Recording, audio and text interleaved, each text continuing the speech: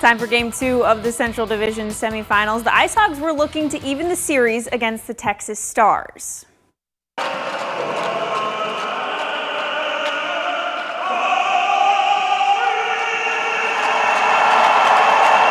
Cornelison singing the national anthem and getting the crowd fired up as only he can.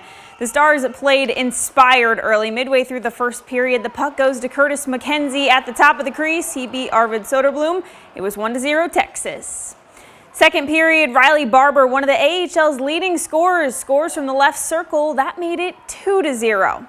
The IceHogs were shut out until early in the third period. Joey Anderson scored from the right circle, his second goal of the playoffs. The Hogs were down by only one.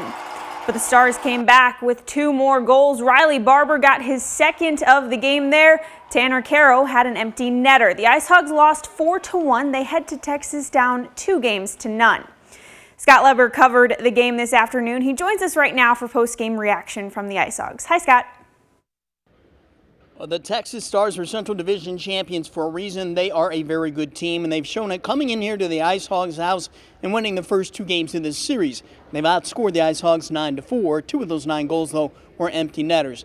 Despite that lopsided difference and the difference today, Anders Sorensen, never one to really get down on his guys, at least not publicly, is staying positive, and he says his guys really played better than the final score today would indicate. I liked our game. I liked a lot of our game. I think marginals, I think we hit 2 or 3, or I think it was 4 posts and crossbars. Really could have gone either way there. The marginals didn't go our way. I think if we keep playing like that, I think both of these games are there for the taking. Yeah, I like the way we played. I think as a group, we talked about after, could have went either way.